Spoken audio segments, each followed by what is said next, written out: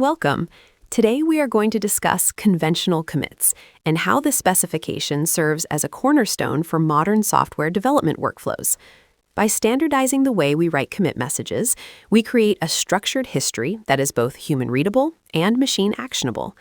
This structure is essential for implementing semantic versioning accurately, as it allows our tools to understand the impact of each change, whether it is a bug fix, a new feature, or a breaking change. Furthermore, this foundation paves the way for automated releases, reducing manual overhead and ensuring consistency across our delivery pipelines. Throughout this session, we will explore how adopting these conventions can lead to more maintainable codebases and a more efficient release process. Every software project has a story, and that story is written in the language of its commit history. To be truly effective, this history must satisfy two distinct requirements: human readability and machine parsing. On one side, developers need clear, intuitive messages to understand the intent behind changes. On the other, automated tools require structured, predictable formats to handle tasks like generating changelogs or managing semantic versioning.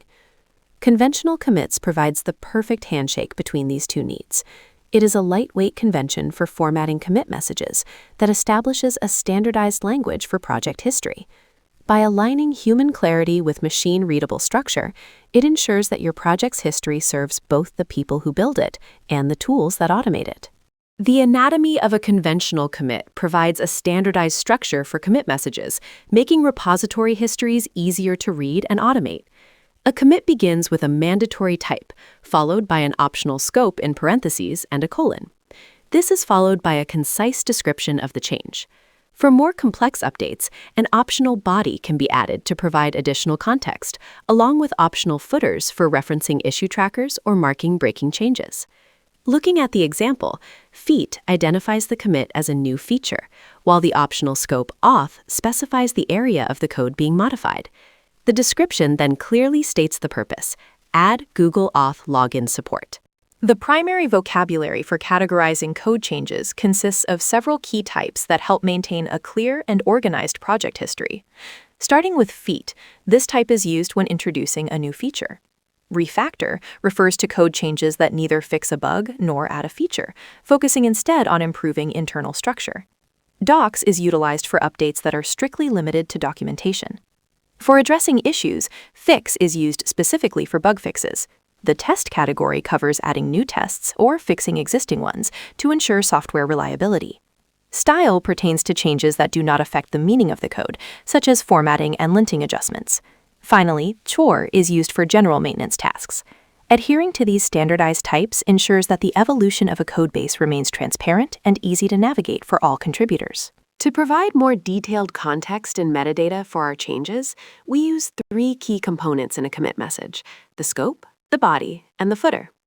First, the scope is a brief phrase placed in parentheses that identifies the specific module or area of the codebase being modified, such as API or auth. In the example shown, feat auth immediately signals that this feature pertains to the authentication system.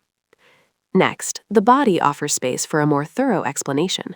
While the summary line provides a concise overview, the body describes the detailed motivation behind the change and any pertinent technical context.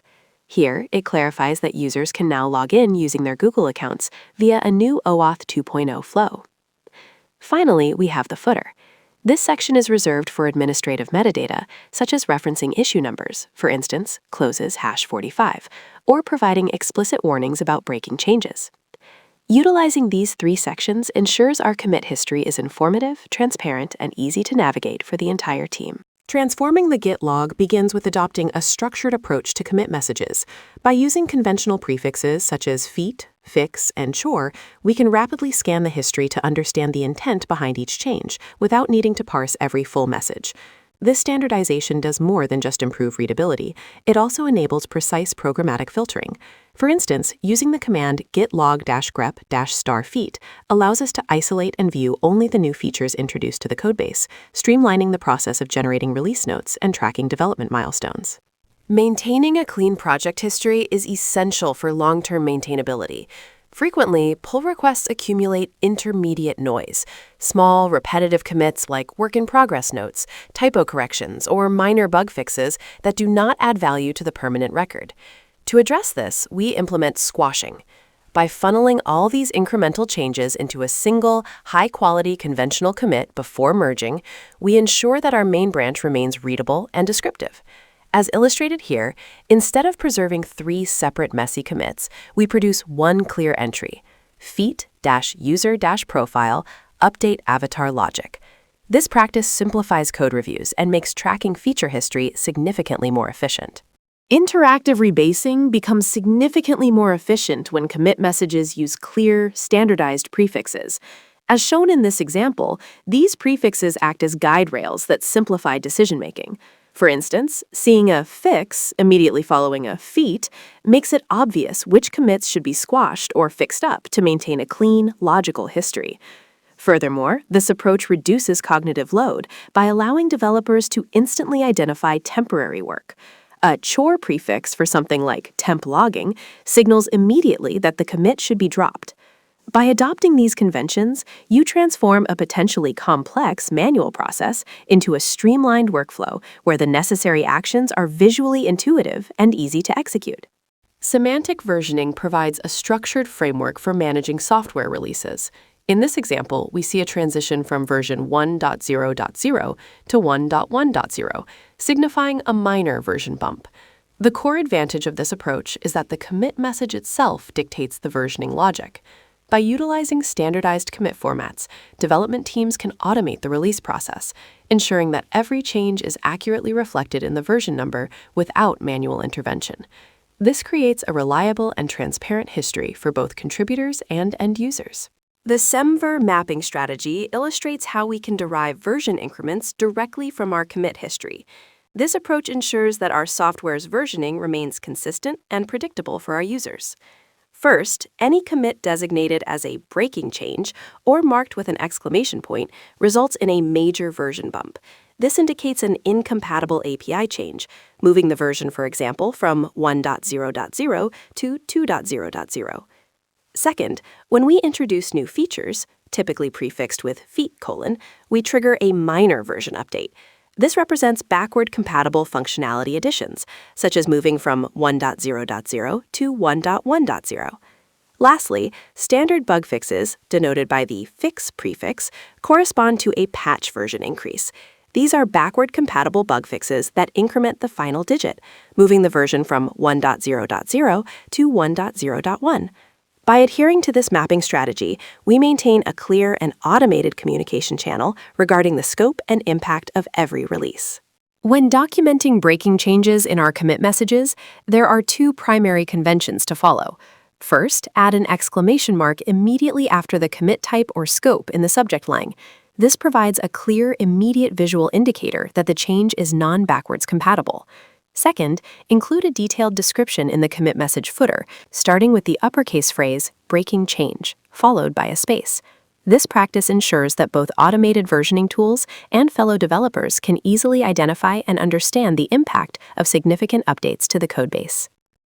The automated release process begins with the Git history, where the system analyzes every commit made since the last version tag. This data is then fed into an analysis tool that evaluates the types of changes, such as bug fixes, new features, or breaking changes, to automatically calculate the appropriate next version number. Finally, the workflow triggers a new release, which cuts the version and publishes the updated package to the distribution registry. Automated changelogs significantly streamline the release process by leveraging scripts to parse commit headers. These scripts automatically generate grouped, readable lists that categorize changes into distinct sections, such as features and bug fixes. As shown in the example for version 1.1.0, the tool identifies the specific scope of each update, for instance, search or authentication, and includes relevant issue numbers for reference. This automated approach ensures that every project milestone is documented accurately and consistently, providing stakeholders with a clear and professional overview of development progress without requiring manual effort. The return on discipline is realized through 3 fundamental benefits. First, it makes our information far more scannable by replacing messy text with structured data. Second, it makes our development process safer, allowing for easier rebases and a significantly cleaner history. Finally, it enables an automated workflow that provides us with free versioning and detailed changelogs. By maintaining this discipline, we ensure our systems remain efficient, reliable, and easy to maintain. Git history is often overlooked as a mere chronological record of code changes.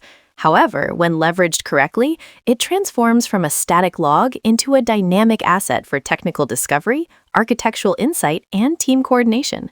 We are going to explore how you can turn your Git history into a powerful tool that enhances your daily development workflow.